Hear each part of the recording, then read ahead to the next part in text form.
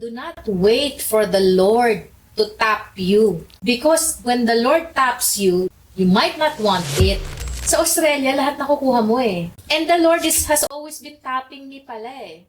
Oh, all along dun Oo. sa...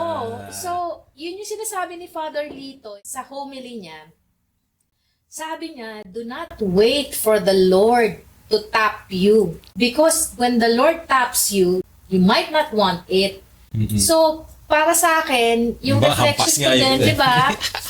It was really a painful tap. Hindi ko makuha yung attention mo. What would it entail to finally get your attention? Ang reflection ko doon nung narinig ko to kay Father Litoy a few months ago nung nag-homily siya. Oo, kasi may nagkwento rin sa akin na may tao. Sa kung ano yung ginagawa niya. Tapos nakulong siya.